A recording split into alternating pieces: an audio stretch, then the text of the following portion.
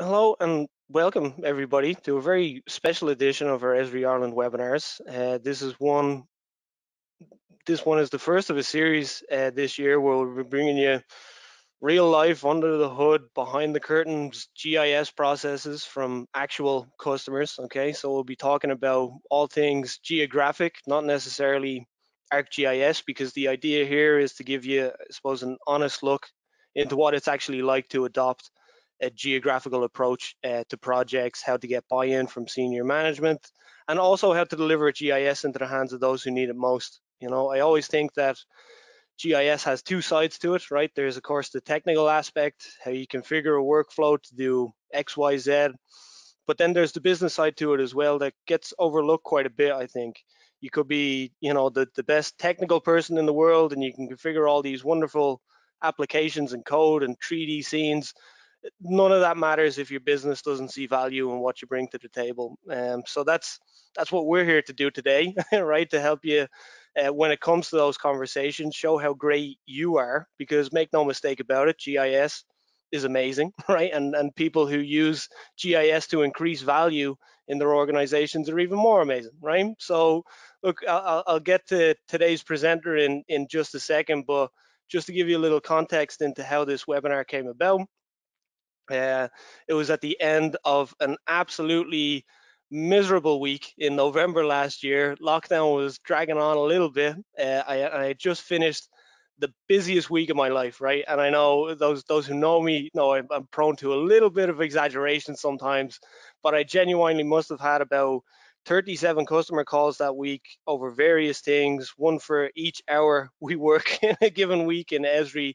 I don't know how many quotations and proposals were sent out the door, but just as I was finishing up on the Friday, that time where you're starting to kind of decompress from the work week, I thought to myself, there are a lot of people in Ireland doing fantastic things with GIS. And one example that immediately came to my mind was a call I had with the Department of Education and Skills that week, and Alen O'Farrell in there, who I'll introduce in just a second. He showed me this dashboard he had done for tracking project work, and it was one of the most aesthetically pleasing dashboards I have ever seen. And we got in, he started to show me how he stitched this all together, always with his end user in mind. And the result was just this incredibly easy to understand single space view of a traditionally complex data set. And so I thought to myself, because I'm such a, sharing is caring type person, I thought everybody should see this approach, Alan's approach, at least once, right? If you've ever built a dashboard, doesn't matter whether it's in Power BI, ArcGIS, MS Paint, right? Whatever it is, any application that somebody else is using other than yourself, I think you're going to get a lot of value out of what Alan talks about today and what he shows in his demos. So we'll have a Q&A at the end, right? So you can pop in any questions you have. There's a chat button here as well. Feel free to ask any questions at all. I have a few questions sent in beforehand via email as well. But without further ado, Alen O'Farrell, how are you keeping? Doing grand, Adam. Thank you very much. Thanks for inviting me to come and do this today. Kind of an interesting. Normally, I'm developing stuff. It's nice to be kind of demonstrating it to people. So yeah, glad to be here. No, that's good. And we had met in February, I think, last year when you were experimenting around with Power BI and other software packages, trying to decide, I suppose, on a very specific delivery mechanism for a project. Can you tell us a little bit about your role in the department at that time then? Yeah, at that time in the department, I was an architect, and I was busy designing schools and doing different things like that. But I had a background working with databases and Microsoft Excel that kind of came in handy when the department were looking to pull together all of their information in a way that they could kind of view it and make better decisions. And at the time, we were doing a specific project looking at a capacity review within the Department of Education. Just trying to see, exactly how many school places have we got, how many classrooms, how many schools, all of that kind of stuff, just to get a real good handle on exactly where we were at. We're always building things in the Department of Education, so it's always a fluid number. And so they wanted to find a way of doing this, and we had numerous Excel files that were tracking various different things. And as part of this project, we wanted to pull all of that together. So I kind of got involved in demonstrating to them how it could be done using Power BI, and how if we got all of our Excel files together, we could do that. But the department were already using GIS. And when we looked at the capabilities of GIS, it made an awful lot more sense to put all of the information that we were doing into GIS. But that's kind of where I was at. I was an architect with some skills in using Microsoft Excel particularly, and a little bit of experience working with databases. And that was then. Has your day-to-day work changed since? Yeah, for the past 12 months, I have just become a GIS developer for the Department of Education, and myself and Pat Kelly, two of us together there, are working almost full time on this at the moment. I don't know if it's always going to stay that way, but that's what I'm doing. I still get maybe a day or two a week to tip back into doing architecture stuff, but yeah, we put together a team on GIS, and I'm kind of heavily embedded in that now. So developing applications, presenting, training people how to use them, and effectively what we've done with everything that we've done in the department in the last year, we've tried to make all of the information that was kind of contained within a few Excel files available now to everybody in the department, with you know, a really nice interface and facilities to map and to run queries. And so yeah, it's been a good journey the last 12 months. Excellent stuff. So assuming you're coming from a world of CAD and SketchUp and Google Earth, how difficult was it to get buy-in then for ArcGIS? Something that's relatively new. I know it was used before, but it's relatively new to you and presumably to your senior management then. How did you get buy-in for it? Yeah, so I suppose it started by we didn't have the skills to be able to make a dashboard in you know, in something like ArcGIS Online, and so we brought to them the idea of making a dashboard that pulled everything together in Power BI, and very quickly then I think having met yourself and showing you what we were looking at in Power BI, and you kind of said all of that will be available to you in ArcGIS, with the added ability to be able to analyze all of these points on a map. That once we showed it to them, they immediately saw the benefit of it, and in so many different ways. And we've been using GIS in the Department of Education for quite some time. We have had all of our schools mapped for quite some time, and forward planning in the department use it to you know, to make decisions and to analyze where new schools are going to be needed. And because they had that tool, if anybody else in the department needed a map to show an area, can you show me a map of where these schools are, or how many maps, sorry, how many schools, a map showing how many schools are in a particular community or area, they had the responsibility to go in and generate those maps. But what we've done now is that's just completely available to everybody. And I suppose once they saw that capability and how easily it would make this information available to everybody within the department, buy-in was pretty quick. And then you throw on top of that, then we came across COVID, and a great deal of our staff had to just go back into their homes and work from home. And that was, you know, when we explained how GIS would be available to everybody in the department from their homes, they could just log in, they can see all the projects. We added in the ability to be able to update projects and manage them remotely. So that made a massive difference. And so that was kind of an extra buy-in from the department when they saw that this was going to be available to people to use remotely. So essentially then you've taken one project specific need and then it's just ballooned out from there, would you say? Yeah, absolutely. It's, as I say, it started off with the capacity review, and once they saw that, they're like, okay, well now can we track these projects on it? Can we track these projects on it? Can we do this with it? And then we've a technical side that do all the assessments of sites and things like that. So we've developed applications for them to be able to look at sites and I'll probably show you a demonstration a little bit later. But yeah, it just grew legs very quickly once they saw the capabilities of it.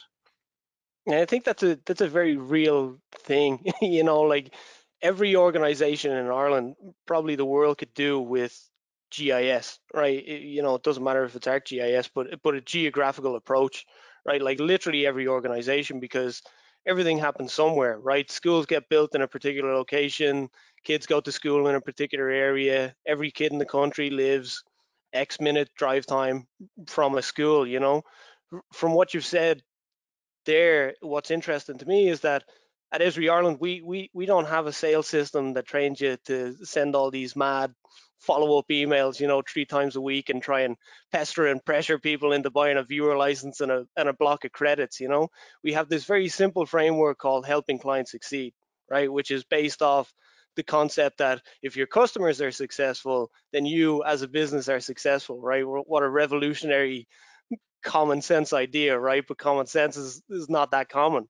But you'd be surprised just how many internal projects I've seen from customers fail because there isn't a need for it. You know, okay, I'm using sales as an example because that's my point of reference, but getting buy-in from people that matter is an everyday occurrence. And without a need, you're up a certain creek without a paddle, right? Like when I talk to a person, you know, using QGIS or some other software, for example, and they say, hey, you know, this software meets all my needs for GIS, then the conversation is cool. GIS is all, QGIS is awesome for what it is, and if it's meeting all your needs, even better.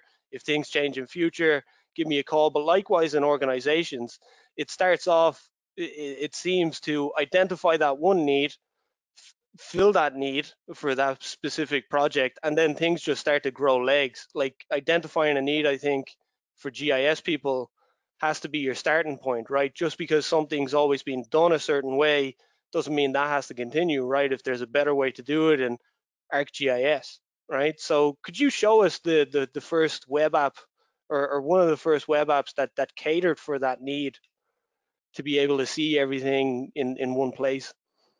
Yeah, so let me show you this here. I'll start off with our department portal first of all. So this is inside the department. This is what everybody gets to see, and these are all the applications that we've developed this year. And the first one I'm going to show you is this one here, and it has information on all of our schools. What we refer to as it's the school information data. So it keeps track of every piece of information on a school. You know, we can tell where it is, what type of school it is, who the principal is, all that kind of information. So we put together this application, and what this one does is obviously I've got two indicators over here. One is telling me the number of schools we have and the number of pupils that we have in those schools. We have a lot of information, so there was no point in making like tons and tons of indicators. So we just went with two. And then we added in a filter over here. So this filter that we added in allows us to be able to answer some of those queries that I mentioned earlier. So sections within the department would come and they'd say, can you tell me how many primary schools we have in a particular area? And that was always, you know, it was always there. It needed to be mapped, it needed to be produced. But with this application now, everybody within the department can come in and they can use this application. We can come in here. I'll show you a little example. So for example, if we were looking at, say, County Galway, it immediately zooms in and shows me all of the schools that I have in County Galway. And this number over here changes to 282 schools, 50,000 pupils. If I wanted to look at a specific, one of the reasons why GIS is so good for the Department of Education is that all of the decisions that we make, almost all of the decisions we make with relation to schools are location based. And so we have a specific area for our schools called a school planning area, and it helps us to group schools together into a particular group, and so we can see what's happening in that area and analyze it and make decisions based on that. So if I look here, for example, we have 314 school planning areas in the country, but because I have this filtered down to Galway, I'm only going to see the school planning areas within Galway. So let's pick, for example, Athenry. And again, now I can see my school planning area outlined. And I can see that now I'm down to 21 schools within Athenry. And if I wanted to look at, for example, just primary schools within the Athenry area, now I'm down to 18 schools. And so that's a very quick way for us to be able to find all of the primary schools in Athenry. And you can see here there's tons of other things that we can filter on. This one down here, see, I can actually then say, show me how many schools have 4 classrooms. And so now I'm down to 4 schools within the Athenry area that have 4 classrooms. And I can change that to 6 or 8 or 16, and I can identify schools that meet certain criteria. And so that's really useful. We, in addition to that, then we built in a little facility here to be able to print a map. So you can come in and you can click a button and it will actually print a map of that area and show you where the schools are. But probably the best feature that we added in was an attribute table. So I've got my 4 schools here, and in this attribute table now, I've got a list of those 4 schools, and this is where I get all of the other information that we have on our school. And I have the ability then to be able to click this and export that to a CSV file. And once it comes down, and you see how quickly that happens, there's all of the information now in Excel. And so whether we need to produce a report on those schools or what it is that we need to do, we're able to pull that information out very, very quickly, and with a map, and that's it. So that's one of the kind of the really useful applications that we've got in the Department of Education. And I can go back and I can reset all of my filters and start again, and it just brings me right back to the start. So we found that to be a very, very useful tool. I think in addition to that, if there was a specific area you wanted to look at and you had a lot of schools, we've also added in a little tool here to be able to select them. So I can select by various different methods. So for selecting these schools, I could use a polygon or I could use a circle. So if I wanted to find all of the schools that were within a certain distance of this school, I can do that. It highlights them and I can export that as a CSV. So that's a really, really useful application for us in the Department of Education to be able to see our schools, to see the areas they are in, and just be able to have that available to everybody. And that's a really good application for us. Yeah. See, the reason I love that web application is well, the ability to drill down straight away is a big plus. But also when you take a step back from that, it's entirely self-sufficient. So nobody's coming to one person, right? It essentially puts the power into the hands of everybody in the organization, and lowers risk, right? In the sense that if a particular team or division relies too much on the institutional knowledge that are held in the heads of only a few people, right? Mary down in this team knows all about X, Jimmy knows all about Y, but unfortunately they're both off sick this week, right? So you're not getting an answer to your question, right? Yeah. So I think that's just an incredible, easy to understand filter. You haven't done anything with the indicators, right? Like there's always a temptation when you get started with ArcGIS. Let's put 70 plus indicators on this and let's go, So then to summarize, you went from having no previous knowledge of ArcGIS or ArcGIS Online to essentially building, these business critical applications. What can you tell us about some of the helpful resources, that guided you along? Like, how did you get started in this? So getting started was kind of interesting, that there wasn't a whole lot of help out there apart from you, and that was probably our biggest resource that we had, was Adam coming in and telling us what we could and couldn't do with it.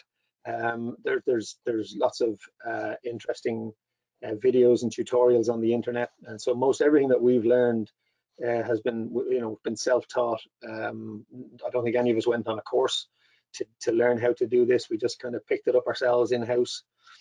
I think one of the big things for us was the experience with Microsoft Excel. So all of our data came to us in Microsoft Excel, and in trying to get it into ArcGIS, we were fortunate in that because the forward planning section had been using this for so long, they had actually given us a point on a map for every school. So that would have been a job of work that we would have had to figure out, how do I geocode all of my locations? But that work was done for us by the forward planning section. So yeah, it was a matter of just getting in and trying things and seeing what would happen. But resources, there's plenty of help on the internet. There are so many tutorials you can look up. I've met most of the GIS team, although they don't know it yet. I've met them all at one webinar or another that they've recorded, that we've sat back and watched how you do this, how you do that, and yeah, just been intrigued by some of the new developments. And some of them, when we came across them on the internet and spoke to you about them, you said, oh yeah, that was only released last month, and that was great. We were able to just jump straight in and use it. So Oh, 100%. If there was like a meme that, to summarize, it went from 0 to 90 really fast, it's that one, well, that escalated pretty quickly, because we were having all these calls, and then projects just came out of nowhere. And I think it goes back, just to the previous point.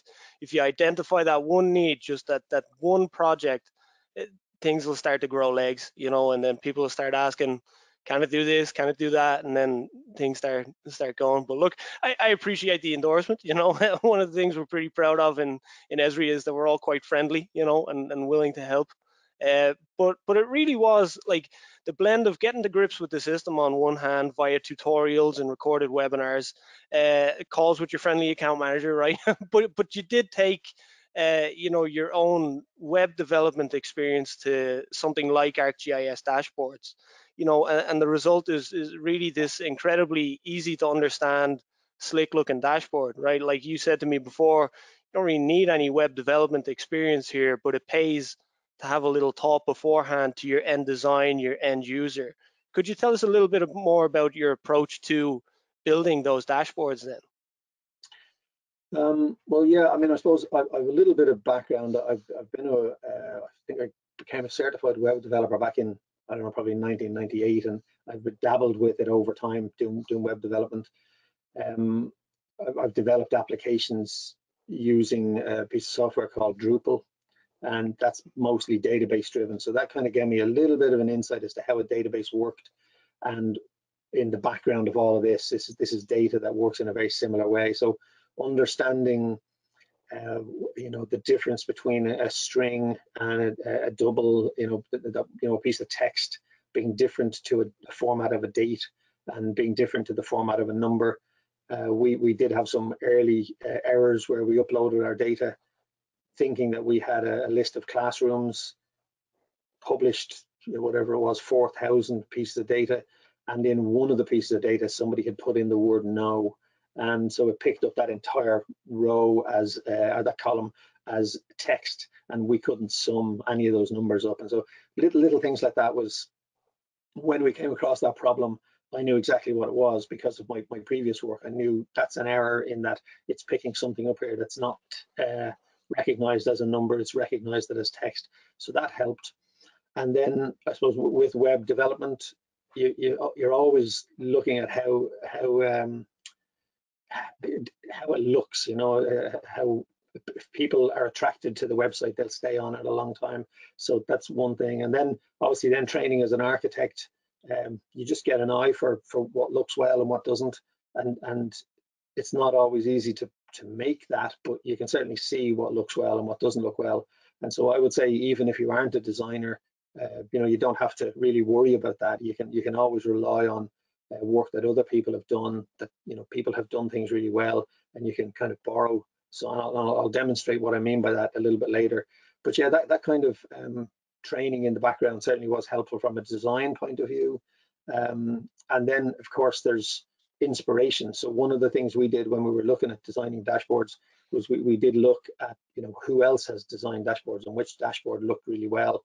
And I'm going to show you a little bit later. I'll probably just click to it now, but this was Esri.com. It's a website they have called coolmaps.esri.com, and I found this one and I really like this. Obviously, as an architect, I would love to get to the point where we're doing 3D models of all of our schools in ArcGIS, and that will come. But for the moment, what attracted me to this particular dashboard was the indicators at the bottom.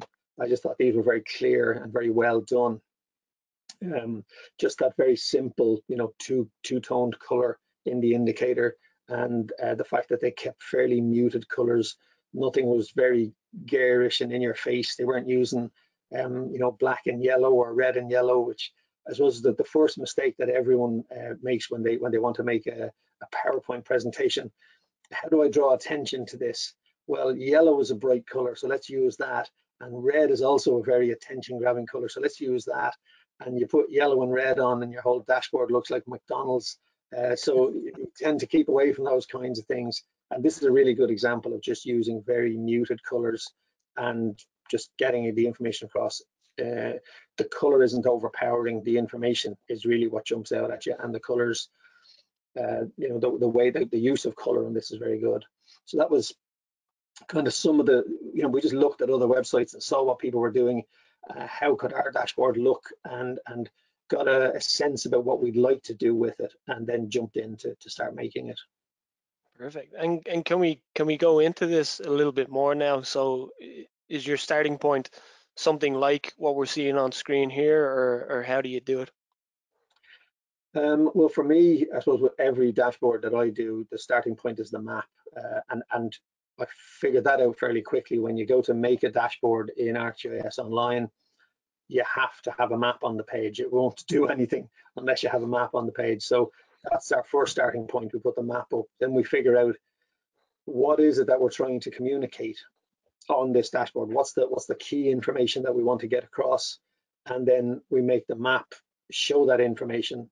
And then based on what we've got there, that then starts to inform how the rest of the dashboard is going to look, kind of that look and feel that we're going to have on the dashboard.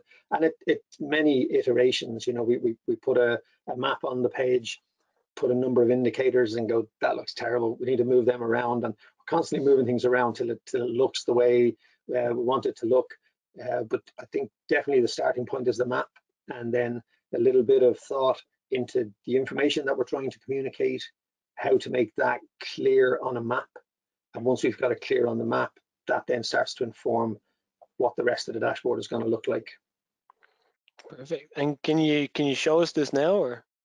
Yeah, so this is a demo dashboard that we have here, and obviously none of this data is live data. We've put up a lot of demo information on this for you.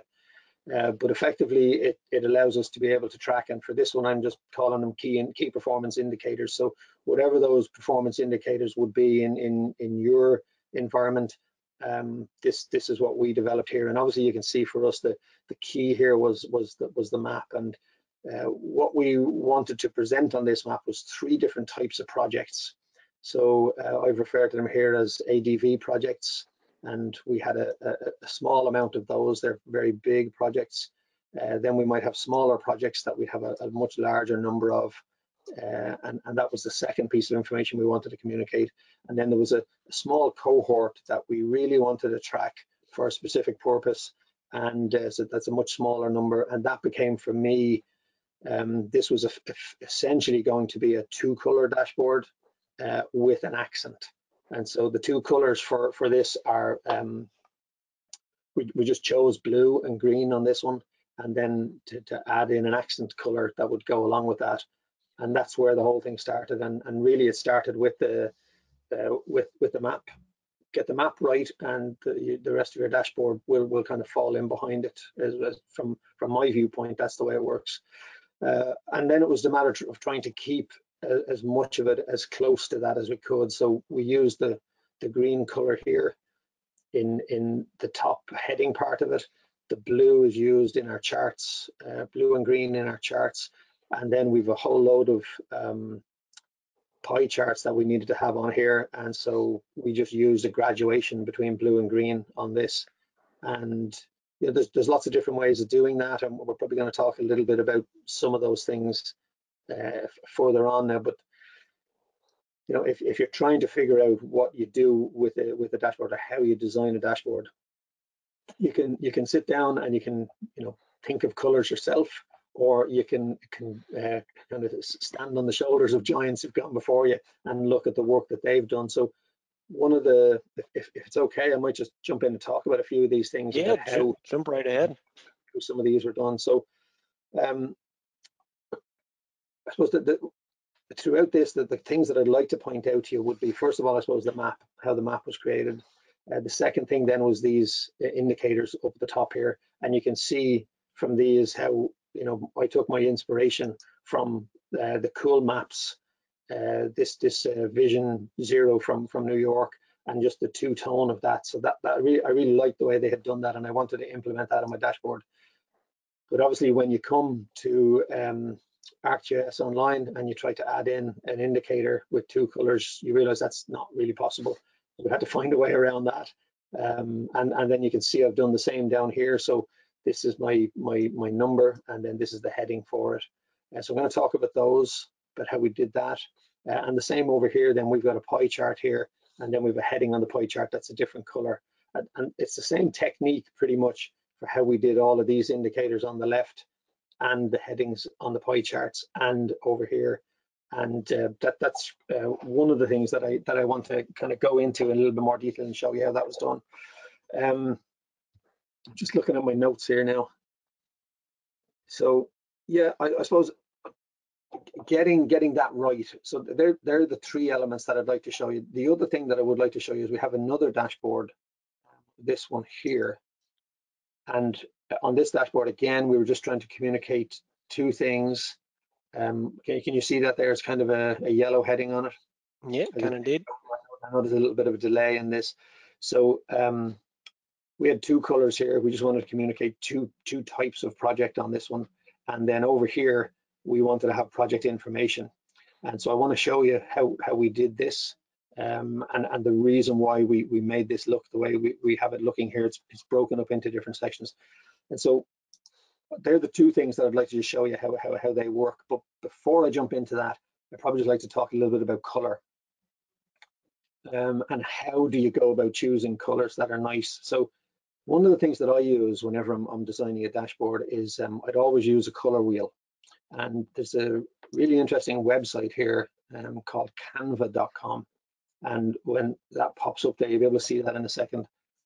So this has a color wheel on it, and it has a number of different ways of presenting you with colors. And so one down here, first of all, you can pick a color. So if you're interested in doing a dashboard and you'd like to have a blue on it, you can just click on blue or whatever kind of blue you'd like.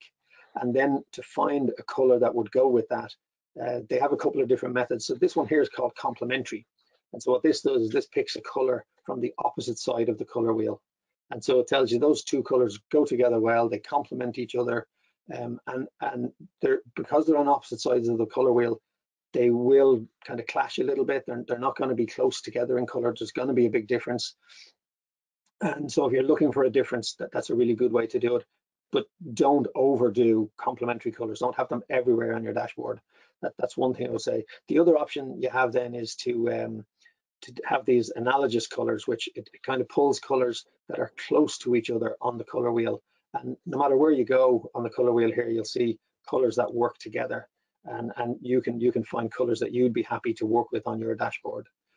The other option then is to have monochromatic. And so when it came to, and I'll just click back here. So when it came to my dashboard and me wanting to have, you know, two tones of green here, or two purples or two blues, that monochromatic color scheme was very useful for me to be able to just do that and pull it in.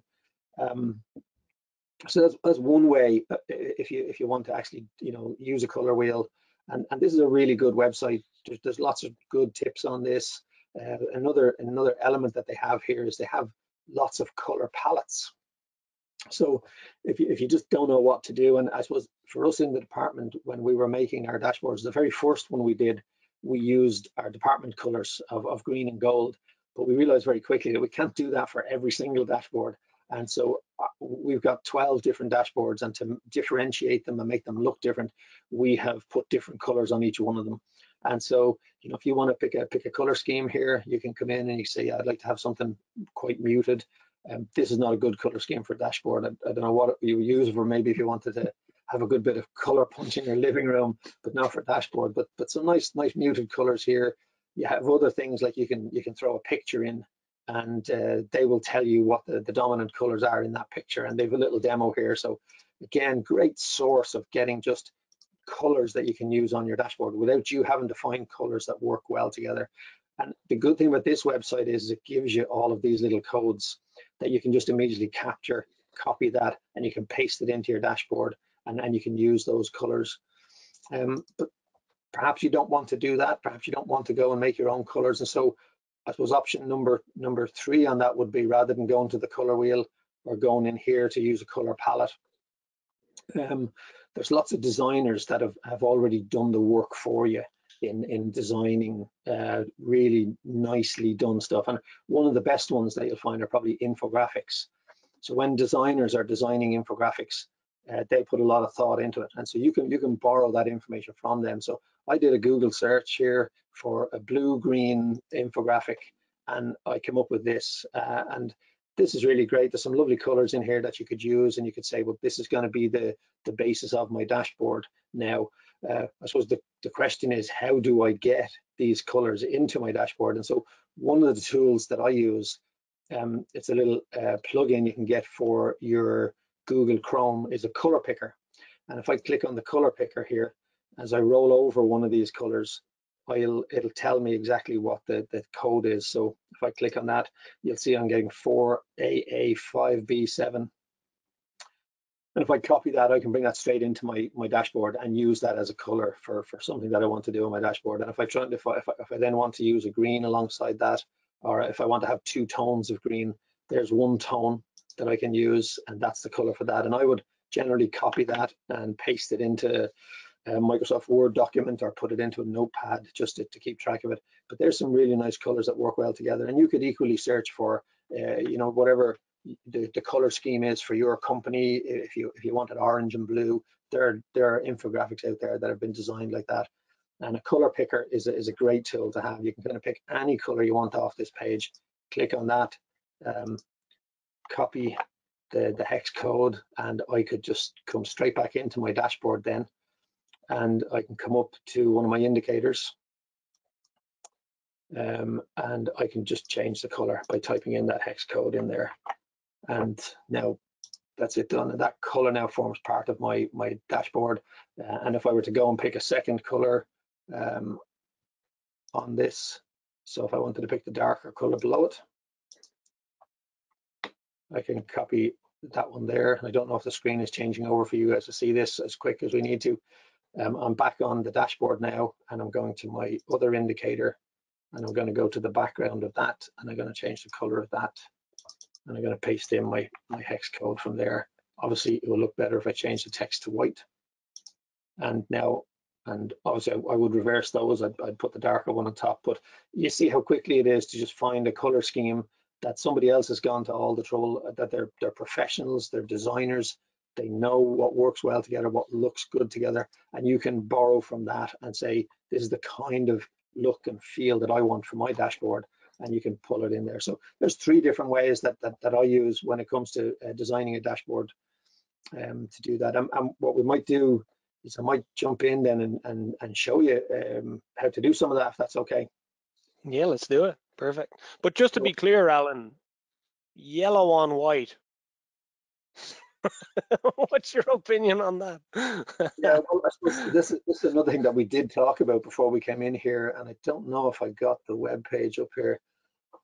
So what you can do is you can obviously do a very quick search on color blindness, and there's really interesting websites out there that talk about designing for color blindness, and there are just some colors that don't work well together, and if it's hard to read, the information is going to get lost. And so it's just so important that you're using colors that make things easy to read. Yellow and white doesn't work well. Even black and yellow, even you probably can't notice it here, but very subtly, most all of the information that I have on this page, I even don't use black when I'm designing. So if I come in here and I look at this, and I look at the color that I'm using for this 625, it's usually going to be this color here, this 474747, and I just find that black just jumps out just a bit too much at you on the page, and that just by taking that little tone down just ever so slightly, it just makes it a lot more readable. And so I would never use black. I'd never use my McDonald's colors that don't use yellow and red. They're just colors that are difficult to read. And if you're not sure if it's difficult to read, Google it and ask, are these colors difficult to read? And you'll get an answer that'll say, don't put these two colors together. And it's interesting because you'll see those colors being used when it comes, say, to advertising posters, and people really want to get a message across. But with yellow and black, you'll probably find that it's a yellow background and a very, very heavy, bold black with nothing else. And that works from a big advertisement point of view. But on a dashboard, yeah, you got to try and avoid colors like that. And so infographics are really good. Look up infographics, and they'll give you a really good indication of the kind of colors that designers would use together. And then you can just borrow that and say, I'm going to use these two colors on my dashboard, or these three colors on my dashboard. And it'll save you a lot. It'll make you look really, really good. And your boss will look at your work and he'll go, we're very impressed with this. And sometimes they don't even know why they're so impressed. They look at the dashboard and go, that's a very impressive dashboard. But they don't know that what it is it's the colors that are doing it. That same dashboard, just in black and white, would be a horrible dashboard. And they probably would say, no, we're not really going to go with that. But when you make it look well, and you don't have to be a designer to do that, there's lots of ways out there to find colors that work well together. Do stand on the shoulders of other people who've done this work and borrow from their inspiration and use it. And you can see that's certainly, I don't take a whole lot of credit for this. I get inspiration from other people. I see the way that they've done this, and I borrowed it for my work because I said that looks really, really well. So yeah, I hope that answers your question. No, it does indeed.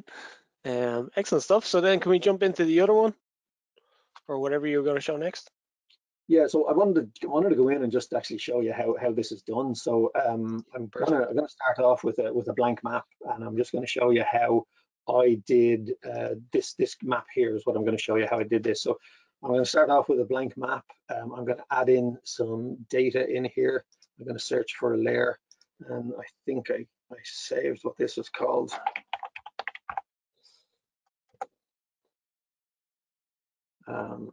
So I think it's this one here I'm going to add in. And immediately that comes in onto my map just as a series of green dots, and that's fine. What this contains is it contains work for two sections within the department. And so what I want to do is, the first thing I want to do is I just want to filter that out, just down to just the one set of work that I'm looking for. So in my data here, I have a filter option, and I'm going to search in here for section. And I'm just going to filter this really quickly on a value. Now, I could type the value in there, I could get it wrong, but if you click this little unique button, it'll tell you what the values are within that field. And I'm just going to click on this ASA, and I'm going to apply that filter, and you'll see it cuts out a good chunk of the information from that. It's not loading up for me right there. I'm getting a little triangle, but see if that comes in. Just try that filter again.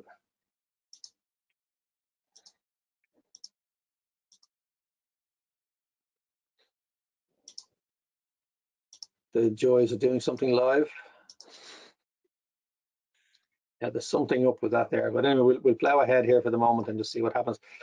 So I've got my data on here, and what I want to do now is I want to look at the colors on it. And so what I'm going to do in here is I'm going to just actually I'm going to look in here first of all at the what we call a subprogram list. And our subprogram list has, you'll see here from the legend, there's 4 different types of information, but I only want to show 2 on my dashboard. So there you go. Now I've got them all in. I only want to show 2 on my dashboard, and the 2 attributes that I want to show is I want to show all projects that are over $1 million and all projects that are under $1 million. So in here, there's a really interesting facility to be able to do that. So if you scroll to the very bottom, you can actually put an expression in here. And these expressions, we find them very, very useful. So basically what you do is I'm going to say when, and I'm going to pick a criteria. So when my subprogram list, and thankfully these are all sorted alphabetically for us. So when my subprogram list is equal to, and I think I saved this over here. So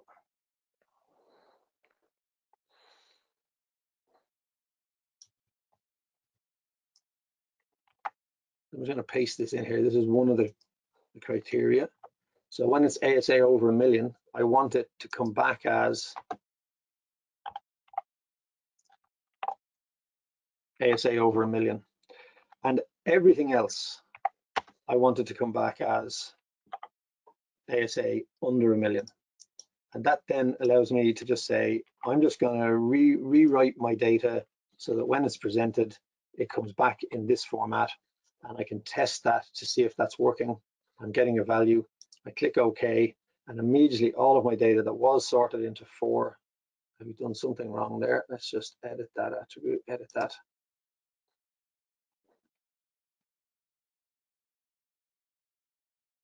I tell you what I did.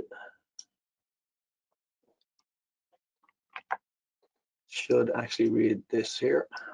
The joys of coding live. Yep. So let's test that again.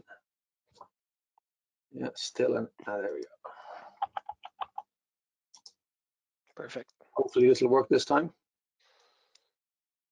Yeah, so now I end up with just 2. I've written a little expression to say that where the project is details are over 1 million, then tell me that that's over 1 million. And if it's not over 1 million, then everything else is going to be classified as under 1 million.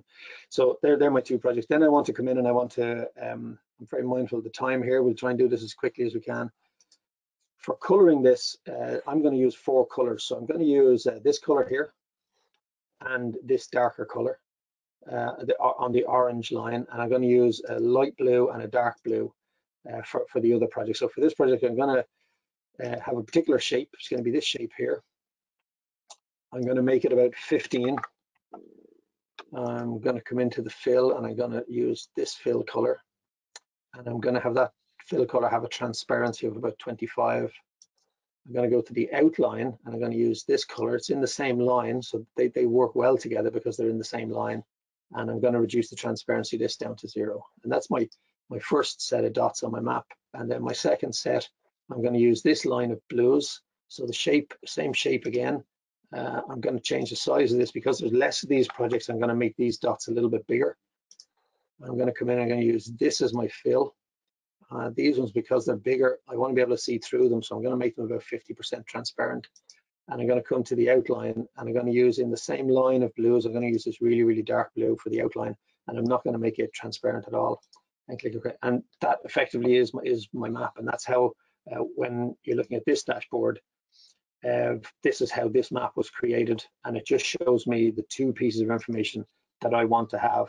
The other thing then was the background. I just changed the background on this, and I like to use a light gray. And so there is my map. Within a couple of seconds, that map is made, showing me my 2 project types. And I've decided on the colors that I'm going to use for the dashboard, and I've used them in there. And now I can use those same colors in my dashboard. The next step to that then would be to add that to a map, add that to a dashboard. And I don't know if I have it. Yes, I have a dashboard open here. So what we'll do now is we'll just add that in, add a map in here. Here we go. And we'll use this one here. I think this is the original map that I used. So we're just going to click done on that and add that in. Hopefully this all works well.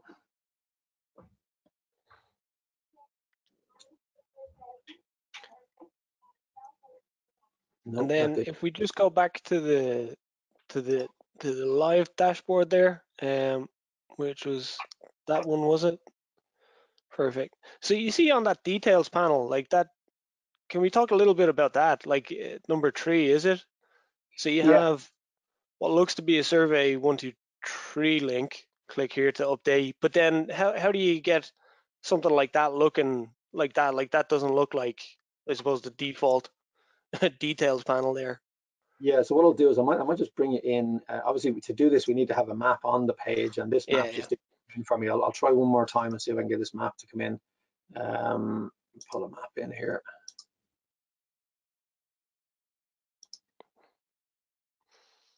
Yeah, no, okay, we'll use this one. So with this, if you want to have a details panel like that, you have a couple of options in ArcGIS. So one of them in here is just to select your details panel, and you can tell it what data set you want to use for your details panel, and it'll pull this in, and it's you know, it comes with all of its warts and all.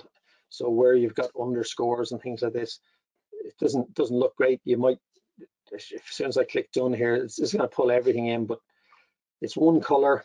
It has everything on the entire details panel that you may or may not want, but everything comes in, and that's the way, kind of the default panel that you'll get from ArcGIS Online. And we didn't necessarily want that. So what I would do generally, and this is a little trick that we picked up, I generally just copy this. I'll copy that entire panel, and I would come into Microsoft Excel. And if you paste this in here as values, so now my data is in here, and I can decide out of this then what information do I not want to have in my details panel. So I might say I don't want any of the school information. I might get rid of that. I'm just pressing Control- to get rid of those. I might come down here, and we have a couple of additional fields in here that we put in. I might want those not to show. I'll get rid of those. And then once I've got that done, then I say, yeah, that's fine. That's the way I want it. One of the things that we did actually on this panel is we have a survey, as you said, and I'll click on this and see if the survey will pop up. So we split the survey into sections so that when people were going to input information, it was readily visible to them what section they needed to populate. And so this was really good. All of the information is in there, but those little groups, we wanted those groups to follow through on our details panel. So we wanted to have a group for, you know, fields 1 to 53, another group for 54 to 84. And so in Microsoft Excel, what I did then was I just come in here and I'll pick, say, the first group of fields that I want to have together. I'm going to turn those into a table by pressing Control-T. I'm going to tell it that my table does not have headers, and it'll add in an extra line for me. I can call this field, and we can change the name of this one then to details. And you can see that when you do that in Microsoft Excel, it gives you this nice little table with you know, lines for separate rows. But they also have up here the ability to be able to pick a whole load of different colors for that. And you can go online and you can pull down different stuff, but it's very easy if you wanted to just pick a color scheme, something like, say, this one or this one here. Maybe go with the blue. So that's the color scheme for that first part. And then I would come down to my second section, and I would say the next section of this, I want to be a table as well. I hit Control-T, I tell it doesn't have, go back in here and change this to field.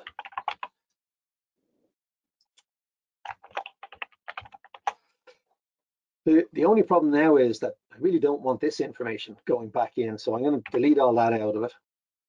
And I'm also going to delete all of this out of it. But when I bring that back into my dashboard, I want to be able to have these fields showing up. So a really nice little facility you have in here under functions is a Concatenate tool. And what I do with the Concatenate is I'll come in here and I'll open brackets. I'll put in a little curly bracket, and my quotes. So just wrapped inside quotes, I'm just putting an opening curly bracket. Then I'm going to pick the field name, and then after it, I'm going to put in the closing curly bracket. And that then, once I click on that, it populates all of this with all of my field names. And I can copy that, paste it down there. No, sorry, after that, it's a different table. I have to actually do that individually, sorry. Delete that. So I'll just go in and do that concatenate again. And open quotes, curly bracket, close quotes. Next line, I'm going to put that field name in. And then the next one, I'm going to just close my brackets and click OK. And there you go. Now, if I wanted to make this second one a different color, in fact, it looks like I have made it a different color. I can come in here. I might, in the design panel, I might go with a green on that, just to distinguish the two of them. And then I can take this, copy that, and I'll move back into my dashboard now. I'm going to get rid of this because I don't want the details panel anymore. So I'm going to dump that out of there. And what I'm going to add in is I'm going to add in a list.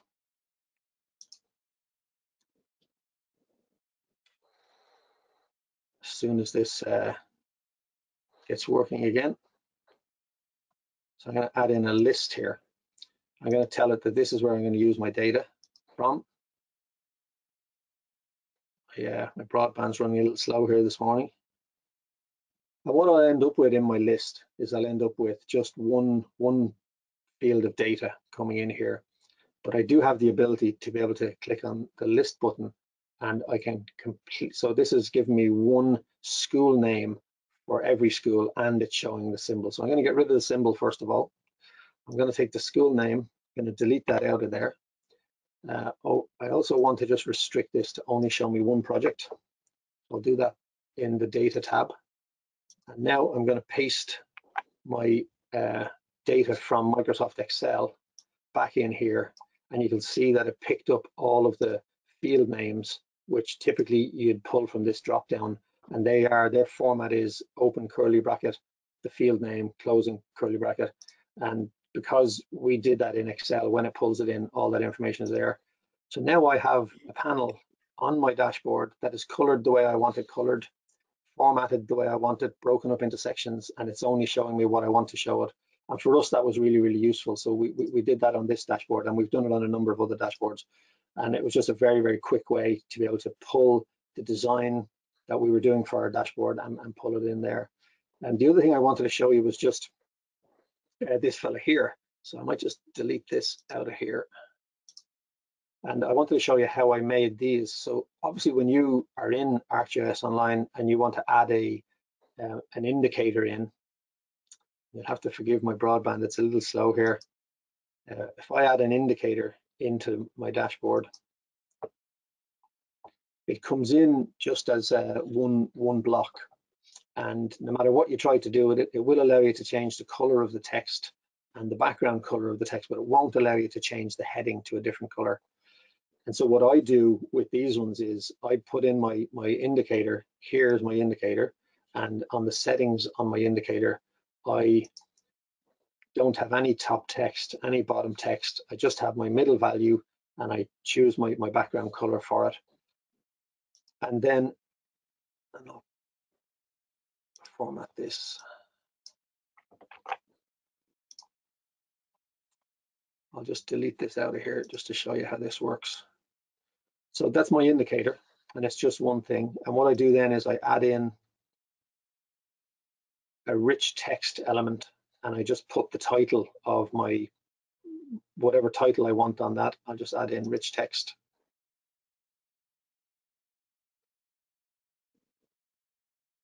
Sorry, this is very slow here today.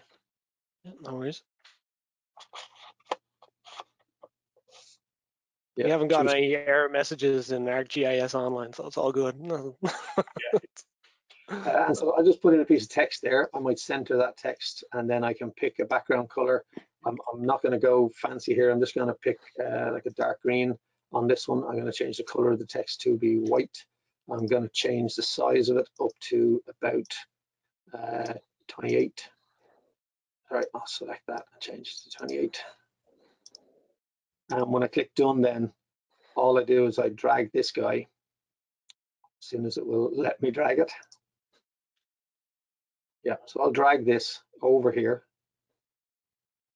No, try that again. And I just place it on top of my indicator. And if you hold shift when you're dragging it, you'll see it'll put it up top. But if you hold the shift key, it actually makes it part of a group. And now I've ended up with a heading that's just a slight different variation in color of what I had underneath there. And so that technique I used here, I use the same technique here for making a heading for all of my charts. I use the same technique here. I put my indicator here, and beside it, I put in a piece of rich text with my heading into it, and that allowed me to change the colors. And so that's kind of most of the things I wanted to show you today, how to make a map. how to use a little bit of arcade scripting in the map, how to change these headings, you know, and have that nice two-toned color to it, and how to find colors that work really well on your dashboard. So the only other thing we were going to talk about was a little bit of arcade scripting, but I think we might have run out of time, have we? Well, let's see. We should. What we can do is so one of the things then, you know, by far not my favorite topic of conversation, which is arcade scripting, you know, but you found them useful in generating report figures, right? Like you have arcade expressions that run weekly and poll information just to give key figures. I suppose we can send on links after the call, you know, onto how to get started with arcade scripting.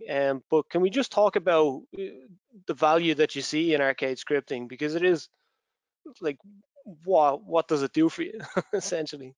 So in our data, and I think I might have had something open here. So in our data in the background here, we would have information on projects. So like we might keep track of a project. We might have information on when the project started at a certain stage. So there's all the different stages, and we track the date that it starts each one of these stages. And that was good, but it didn't really help us too much. And what we wanted to see was how long were these projects taking to move from one stage to another. And so with arcade scripting, we were able to come in and we were able to run a little script in one of these boxes here. This one here, number of months at current stage. So we just went in, calculate, run arcade script, and then I have a script here. See if I can find it. So this is it. I'll just paste it in. I won't go through the trouble of typing it up for you. But what this effectively does is it just sets up a variable for my start date and says that it's to get that date from this field, the current, the date of the current stage, the start date of the current stage. And then I set another variable, which was the end date, which was today's date or now. And then what this here does is it comes back, and I've set another variable here that I made up, which is months at current stage. That's what MACS stands for. And it's the difference between my end date and my start date calculated in months. And it returns a value which is it returns this value, whatever value is found in here. And if I run a test on that, it will come back and it'll calculate for any given field.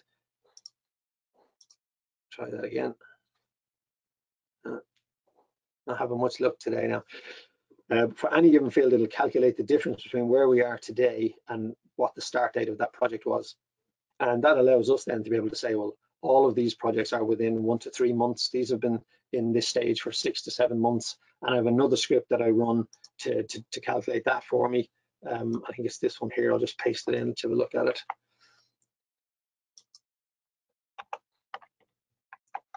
So what this does, it looks to see if the number of months is less than 1, categorize it as 1 month. If the number of months is greater than 1 and less than 4, categorize it as 1 to 3 months.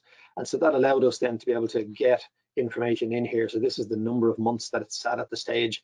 And then I think over here, we then have changed that into a field, which is greater than 12 months, 1 to 3 months. And we can show that on a dashboard. And we could never, all we had before was just the date that the stage started, but we never really had the information of how long it sat at each stage or how many projects were sitting at a stage. And by using our arcade scripting, we can run that. And I use arcade scripting for quite a lot of things. They came at some point and said, we have all of our schools, but we'd like to know which schools sit in which regional assembly area. And so I came in to our schools data and I ran another arcade script. I might try and show you here if that pops up. Now that might take a second to come up. But literally, I have a Word document here now, and I just have all of my arcade scripting, and they're all little scripts. They're only 2 lines or 3 lines. This one was the biggest, determining the regional assemblies. But it said if the county was Dublin, then it was in the regional assembly of Dublin. If it was Laois, Longford, Offaly, or Westmeath, it had the regional assembly area of Midlands. And it calculated all that for me, and it took about 10, maybe 5 seconds. And my entire data was updated by regional assembly. And these are all the little arcade scripts that I run periodically, and they're just little snippets of code, and I keep them sitting in there, and I use them whenever I need to update some information. So yeah, arcade scripting is very useful, and it allows us to add analysis to our data that we couldn't do otherwise, without having to pull all of that out into Excel, do calculations, put them back in. Effectively, what arcade scripting is in this sense is they are the formulas that you would run in a Microsoft Excel table if you had it on your desktop. But this allows you to put that power of those Microsoft formulas in behind your dashboard, and to be able to pull up the data that you want and display it in a way. This has been all pretty impressive, Alan. Like, what's really impressive to me is the fact that you're only using out of the box functionality that comes along with a standard ArcGIS Online account. So if you had a creator, maybe a desktop, you can go in and do all this, which you just shown, like arcade expressions are there already. If you have even a creator license, which is just fantastic, like what you've done and what the guys have done in the department. Like, it's a phenomenal use case of GIS. I look forward to our call next week, where you're going to tell me you have another 20 plus apps being built at the same time. But look, I think we've run out of time for questions. There have been a few, so what we will do after this, myself and Alan will get together an email. We'll put in some useful links around the color wheels, the links that you've seen today as well, where we can show stuff, getting started with arcade expressions.